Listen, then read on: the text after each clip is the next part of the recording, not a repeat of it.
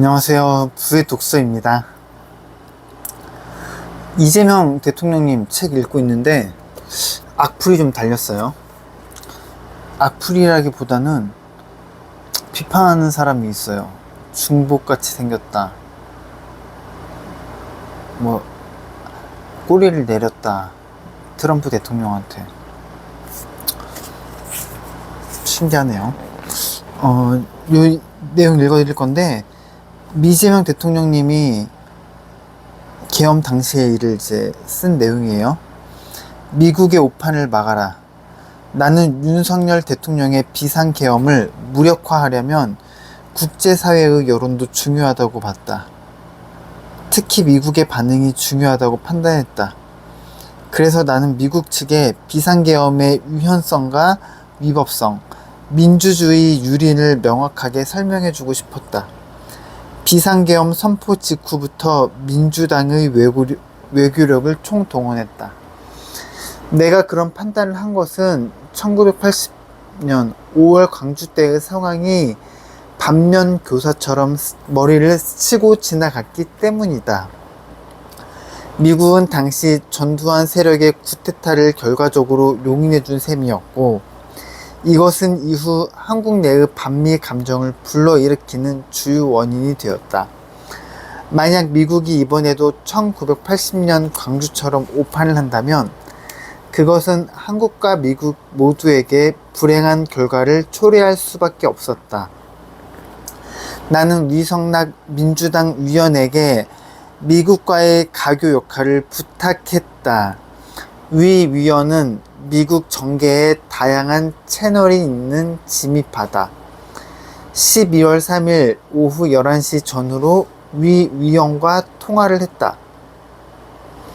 그는 필립 골드버그 당시 주한 미국 대사에게 연락을 했는데 전화를 받지 않아 계속 접촉을 시도하고 있었다고 했다.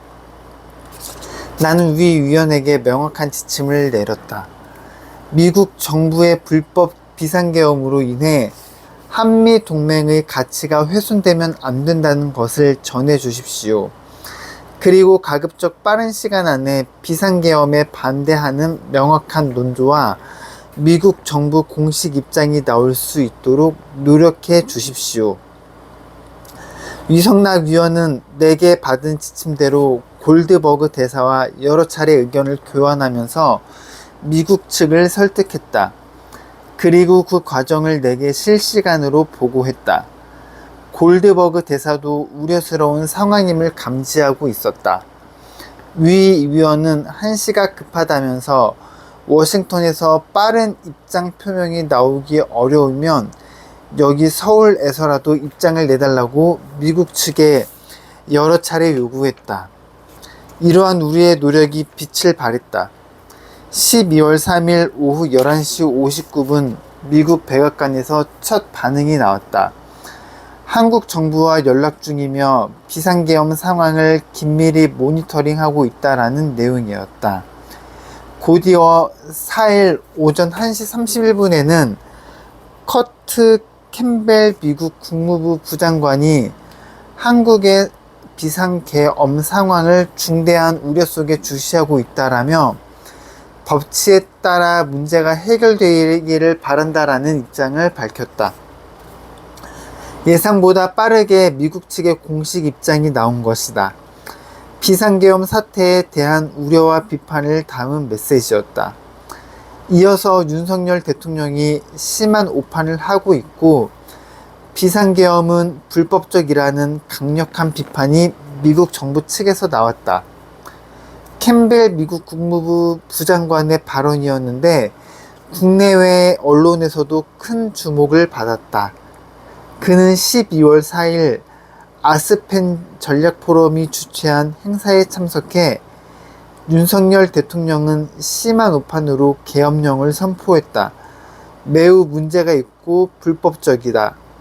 윤석열 대통령이 잘못 판단한 것 같다면서도 한미 동맹에 대해서는 절대적으로 경고하다라고 강조했다. 한국의 비상계엄과 윤석열 대통령 탄핵 초기 과정을 지켜본 골드버그 전 대사는 2005년 2월 초 연합뉴스와의 인터뷰에서 비상계엄은 엄청난 실수이자 비민주적 행동이며 이 같은 입장을 당시에도 한국 측에 분명히 밝혔다라고 말했다. 미국과의 관계에서 1980년 광주 때의 악몽은 재현되지 않았다. 윤석열 대통령은 미국의 강력한 비판 대상이 되었다. 지금 생각해보면 이것이 내란 세력의 길을 초기에 꺾고 내란에 저항하는 국민들의 길을 살리는 데 매우 유효했다. 아직도 윤석열 대통령을 응원하는 분들이 있어요.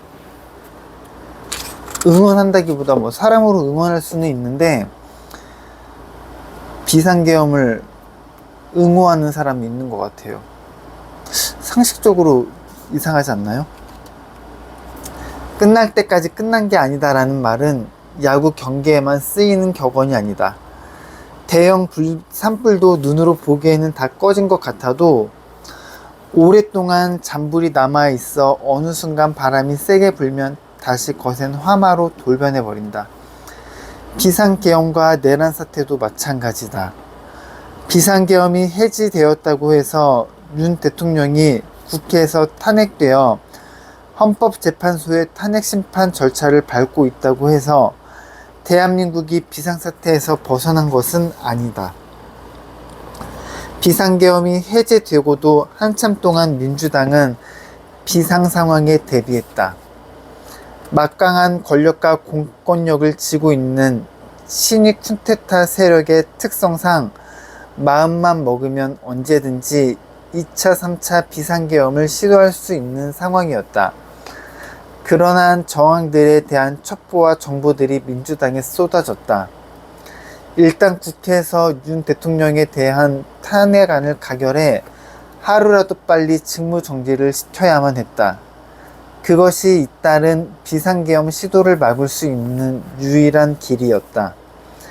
민주당 의원들에게 대통령 탄핵안에 가결되기 전까지는 국회 경내에 머물도록 했다.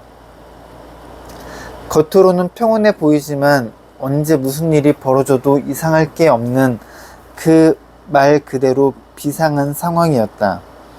국회에 머물다 보니 잠이 오지도 않았고 편하게 잠을 잘 수도 없었다. 그때마다 국회 담벼락 쪽을 둘러봤다. 그 야심한 시각에 국회 주변을 떠나지 않고 담벼락 근처에서 노숙을 하며 밤을 새우는 시민들이 많았다. 특히 국회 담벼락 펜스를 끌어안고 잠든 청년들이 눈에 띄었다. 대통령 탄핵안이 통과되기 전까지는 안심할 수 없으니 그렇게 풍찬 노숙을 자처하고 나선 것이다. 혹시라도 경찰에 끌려갈지 모르니 담벼락 쇠창살을 움켜잡고 잠시 눈을 붙인 게 아닌가 싶었다. 그 모습이 울컥했다. 민주당 당직자에게 밤샘용 텐트를 쳐주라고 지시했다. 2024년 12월 14일 토요일은 역사적인 날이다. 드디어 윤석열 대통령 탄핵안이 국회에서 가결되었다. 내 예상보다 일주일 정도 빨랐다. 탄핵안이 가결되려면 민주당과 야권 의원들의 표만으로는 부족하니 여당의 국민의힘 의원들 중에 일부가 탄핵안에 찬성표를 던져야 하는데 그러려면 시간이 좀 더 걸릴 거라고 생각했다. 그런데 혹한에도 수십만 명의 국민들이 국회 앞에 모여 윤석열 대통령 탄핵을 명령하니 탄핵 시도 2주째 그것이 가능했다. 모두 다 국민들 덕분이다. 주권자 국민들의 탄핵 명령은 일부 국민의힘 의원들의 동요를 시켰다. 이 과정에서 한동훈 당시 국민의힘 대표의 역할도 있었다. 한동훈 전 대표는 윤석열 대통령이 12월 3일 밤 비상계엄을 선포하자 신속하게 반대의 입장을 분명히 했고 그 후 며칠간 우여곡절이 있었지만 결국 탄핵에도 찬성했다. 여권 내에서는 입장이 난처할 수 있었는데 비상계엄 반대와 탄핵 찬성이라는 어려운 결단을 했으니 역사에 남을 만한 헌신을 한 셈이다. 국회에서 탄핵안이 가결된 날은 날씨가 매우 추웠는데도 셀 수 없을 만큼 수많은 인파가 낮부터 밤늦게까지 국회 앞에 여의도 일대에 모였다. 탄핵안 가결 소식에 저녁 집회 분위기도 들떠 있었다. 열흘 넘게 국회 안에 갇혀있던 나도 오랜만에 밖으로 나와 집회에 참석했다. 그동안 고생하신 시민들에게 감사의 인사를 드리려고 단상 위에 올랐다. 참 고된 시간들이었습니다. 감사합니다. 우리 모두의 승리입니다. 욕하는 사람들은 그때 없었을까요? 잡혀가봐야 정신을 차리지. 감사합니다. 좋은 하루 되시고 전 내일 새로운 책으로 인사를 드릴까 합니다. 아니면 좀 남았으니까 마저 읽어 드릴 수도 있습니다.